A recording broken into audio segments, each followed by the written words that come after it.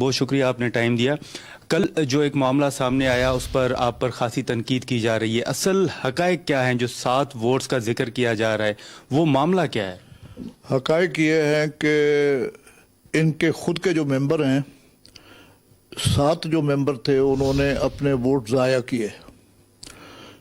جو ان کے حامی تھے نا انہوں نے 7 ووٹ جان بوجھ کر کے مارکنگ جا کر کے اپنے نام کے اوپر سٹیمپ لگائی کہ ان کو ضائع کیا جائے.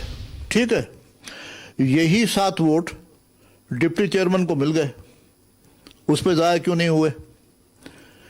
حفیظ شیخ کے الیکشن میں وہی 7 ووٹ ضائع ہوئے.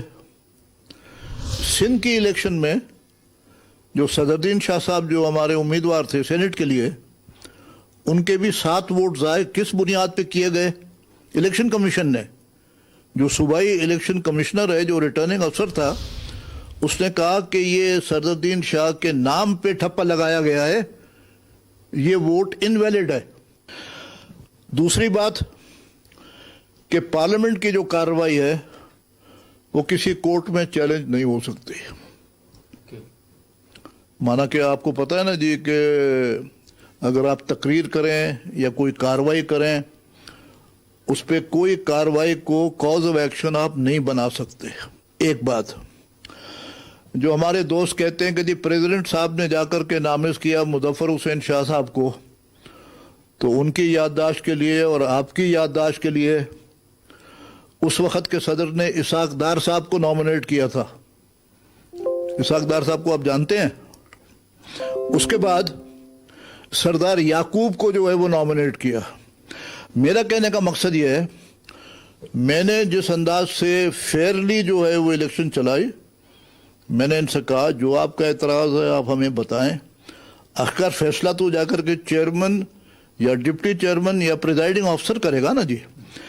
اب یہاں پہ رواج ہمارے یہاں سیاست میں یہ ہو گیا, اگر فیصلہ اگر ہمارے حق میں ہے پھر تو صحیح ہے, اگر فیصلہ ہمارے خلاف ہے, غیر قانونی ہے, غیر آئینی ہے, فلاں ہے, دھماکہ ہے, مطلب 7 ووٹ 7 بھی نہیں 8 ووٹ, ایک تو ڈبل ہو گیا, دو امیدواروں کو ووٹ دے دیا. 7 ووٹ کا پیٹرن جو ہے نا جی وہ سٹیمپ کرنے کا پیٹرن ایک جیسا ہے. مانا یوسف رضا جیلانی کے نام پہ جس جگہ پہ ٹھپا مارا گیا ہے وہ 7 نے ایک ہی جگہ پہ مارا ہے. یہ 11 ہو یا 50 جماعتیں ہوں, ان کو یہ چوری اپنے گھر میں جا کر کے ڈھونڈنی پڑتی ہے. وہ سندھی میں کہتے ہیں جب چوری ہوتی ہے نا تو وہ پیر اٹھاتے ہیں.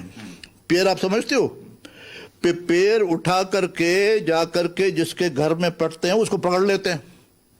ٹھیک ہے, تو ان کو بھی یہ پیر جو ہے وہ لینے چاہیے کہ چوری جا کر کے کہاں پہ پکڑی جاتی ہے. اب ظاہر بات ہے کہ جب بھی آپ فیصلہ 2 پارٹیوں میں دو گے, ایک خوش ہوگا ایک ناراض ہوگا. کورٹوں کے فیصلے آتے ہیں نا, کسی کے حق میں نہیں آتے, وہ کہتے ہیں جی یہ تو فیصلہ ہی غلط ہے. ٹھیک ہے نا, تو اس لیے یہ بات کوئی کہنا کہ جی پریزائڈنگ افسر نے ہمارے جو ووٹ سے رد کر دیے غلط کیے تھے, وہ ان کو سوٹ نہیں کرتا.